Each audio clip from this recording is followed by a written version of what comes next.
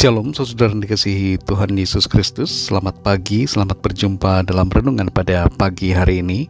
Saya mengucapkan salam sejahtera buat saudara semua dimanapun saudara berada. Damai dan sukacita oleh Roh Kudus melimpah senantiasa dalam hati dan kehidupan saudara semua. Sebelum kita mendengarkan renungan firman Tuhan, mari sama-sama kita siapkan hati dan berdoa. Bapa kami yang di sorga, Bapa dalam nama Tuhan Yesus Kristus, pagi hari ini kembali kami bersyukur kepadamu untuk segala berkat kemurahan-Mu dalam kehidupan kami. Terima kasih Tuhan sudah menyertai kami, melindungi kami dari malam hingga pada saat ini. Kalau kami boleh bangun dengan kekuatan, kesehatan dan berkat kebaikan Tuhan, itu semua semata karena kemurahan-Mu. Urapi kami saat ini Tuhan, untuk kami dapat mengerti akan kebenaran firman-Mu dan taat untuk melakukan kehendak-Mu. Terima kasih Bapa. Dalam nama Tuhan Yesus kami berdoa. Haleluya. Amin. Saudara yang dikasihi Tuhan, pembacaan Alkitab kita pada saat ini terdapat dalam surat 2 Timotius pasal yang kedua. Saudara dapat membacanya secara pribadi setelah mendengarkan renungan ini. Saya akan membaca 2 Timotius 2 ayat 23. Tertulis demikian: hindarilah soal-soal yang dicari-cari, yang bodoh dan tidak layak. Engkau tahu bahwa soal-soal itu menimbulkan pertengkaran. Saudara yang dikasihi Tuhan, sepasang suami dan istri bertengkar dengan hebat. Setelah itu sang istri dengan segera masuk ke kamar. Tidak berapa lama kemudian sang suami juga masuk ke kamar yang sama dan melihat istrinya sedang mengemas pakaian dan memasukkannya ke dalam koper. Suaminya bertanya, "Kamu mau kemana?" Sang istri menjawab, "Kembali ke ibuku." Terdiam sejenak, sang suami kemudian mengemas juga barang-barangnya dan pakaiannya ke dalam kopernya sendiri. Kali ini sang istri yang bertanya, "Kamu mau kemana?" Suaminya menjawab, "Kembali ke ibuku." Mendengar itu istrinya berkata, "Lalu bagaimana dengan anak-anak? Siapa yang akan menjaga mereka?" Suaminya mengatakan, "Kamu kembali ke ibumu, saya kembali ke ibu saya. Anak-anak juga demikian, mereka kembali ke ibunya." Mendengar jawaban itu, sang istri mulai tersenyum, lalu kemudian tertawa. Sang suami pun ikut tertawa, dan mereka akhirnya berdamai lagi.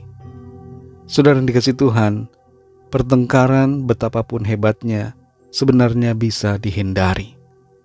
Dan kalaupun sudah terjadi, maka itu bisa diperdamaikan, asalkan ada niat dan hati yang mau mengampuni dan mengasihi. Dalam 2 Timotius 2 ayat 23 ini dikatakan, hindarilah soal-soal yang dicari-cari, yang bodoh dan tidak layak. Engkau tahu bahwa soal-soal itu menimbulkan pertengkaran. Ayat ini mengajarkan agar setiap hamba Tuhan tidak bertengkar, melainkan bersikap ramah terhadap orang lain. Saudara dan saya juga adalah hamba-hamba Tuhan. Dan karena itu firman Tuhan ini berbicara untuk kita semua, agar kita menjauhi atau menghindari hal-hal yang dicari-cari, yang bodoh dan tidak layak. Akan dengan mudah sekali pertengkaran muncul apabila kita selalu punya kecenderungan untuk memperdebatkan berbagai hal. Perdebatan dan pertengkaran yang disertai dengan argumen-argumen yang macam-macam pada dasarnya bisa kita hindari, asalkan kita tahu bahwa kita harus menghindari 3 ciri khas dari perkara ini, yaitu yang dicari-cari, yang bodoh, dan yang tidak layak. Pertengkaran tidak membawa manfaat, tapi hanya akan menimbulkan permusuhan, tidak mau bersatu kembali dalam persekutuan yang indah. Dan secara kedalam, yaitu terhadap diri kita, pertengkaran mempunyai berbagai efek secara psikologis. Saudara yang dikasihi Tuhan, sepanjang hari ini, mari kita praktekkan untuk tidak bertengkar dengan siapapun mengenai masalah apapun. Dan setelah itu, teruskanlah kebiasaan ini untuk besok dan seterusnya. Jangan terpancing untuk mengurusi perkara-perkara yang sebenarnya kecil dan tidak perlu. Hal-hal yang tidak layak dan yang sebenarnya adalah hal-hal yang bodoh yang tidak perlu diperdebatkan. Jangan habiskan energi dan waktu kita untuk bertengkar yang ujungnya hanya akan membawa pada amarah, perpecahan, sakit hati, dan kehancuran. Dalam pelayanan maupun pekerjaan, dalam rumah tangga, serta dalam berbagai bidang kehidupan kita, baiklah kita mempraktekkan apa yang dikatakan firman Tuhan untuk kita menghindari pertengkaran dan menjaga perdamaian. Kebenaran seringkali tidak perlu kita bela, saudara, karena kebenaran itu akan selalu terbukti benar pada akhirnya. Mari kita ingat selalu akan apa yang menjadi nasihat firman Tuhan dalam ayat ini, yaitu agar kita menghindari 3 hal ini. Hal-hal yang dicari-cari, yang bodoh dan tidak layak, agar kita tidak hidup dalam keributan dan pertengkaran, tapi hidup dalam perdamaian. Di mana ada damai, firman Tuhan katakan, ke situ Tuhan perintahkan, berkat-berkat-Nya dilimpahkan. Mari kita berdoa, saudara. Bapa kami yang di surga, Bapa dalam nama Tuhan Yesus Kristus, kami mengucap syukur untuk kebenaran firman Tuhan yang sudah kami dengar pada saat pagi hari ini.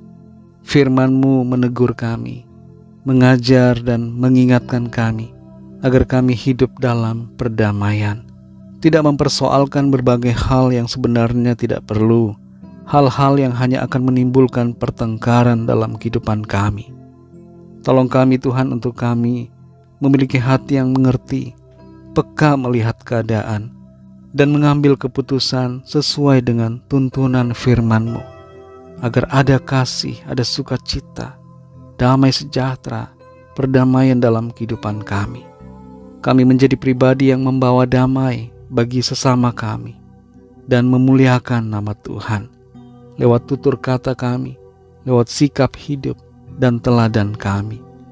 Terima kasih Tuhan, kami mengucap syukur firman-Mu yang menjadi kekuatan, tuntunan dan sukacita bagi kami.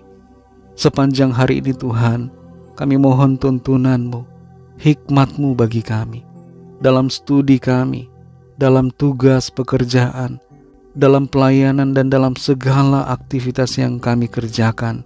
Biarlah Tuhan menolong kami, agar semuanya menjadi berhasil dan memuliakan nama Tuhan, serta kehidupan kami menjadi berkat. Terima kasih Tuhan, kami bawa kepadamu setiap permohonan doa, setiap pergumulan kami masing-masing secara pribadi, agar Tuhan melawat, memberikan jawaban yang kami perlukan. Yang sakit mengalami kesembuhan secara mujizat, yang lemah mengalami kekuatan baru, yang susah dihiburkan, yang terikat terbelenggu dosa mengalami kelepasan dan kemenangan, dan yang sedang dalam persoalan mendapatkan jalan keluar. Kami percaya kami alami kemenangan, sukacita dan berkat Tuhan. Terpujilah nama-Mu ya Bapa. Hanya dalam nama-Mu yang kudus, nama Tuhan Yesus Kristus, kami sudah berdoa dan mengucap syukur. Haleluya. Mari sama-sama kita berdoa doa Bapa kami. Bapa kami yang di surga, dikuduskanlah nama-Mu. Datanglah kerajaan-Mu, jadilah kehendak-Mu di bumi seperti di surga. Berikanlah kami pada hari ini makanan kami yang secukupnya, dan ampunilah kami akan kesalahan kami, seperti kami pun mengampuni orang yang bersalah kepada kami. Dan janganlah membawa kami ke dalam pencobaan, tetapi lepaskanlah kami daripada yang jahat, karena Engkaulah yang empunya kerajaan dan kuasa dan kemuliaan sampai selama-lamanya. Amin. Terimalah berkat Tuhan. Tuhan memberkati engkau dan melindungi engkau. Tuhan menyinari engkau dengan wajah-Nya dan memberikan kasih karunia. Tuhan menghadapkan wajah-Nya kepadamu dan memberikan damai sejahtera. Berkat anugerah dari Bapa Surgawi, cinta kasih karunia dari Tuhan Yesus Kristus, dalam persekutuan dan penghiburan Roh Kudus, menyertai kita semua, sekarang ini dan sampai selama-lamanya. Dalam berkat nama Tuhan Yesus Kristus. Haleluya. Amin. Puji Tuhan, saudara dikasih Tuhan. Saya percaya firman Tuhan menjadi berkat dan kekuatan buat saudara semua. Dan Roh Kudus akan menolong saudara untuk lebih lagi memahami kebenaran firman Tuhan. Tuhan Yesus memberkati saudara semua. Sampai jumpa dalam renungan yang berikutnya. Haleluya.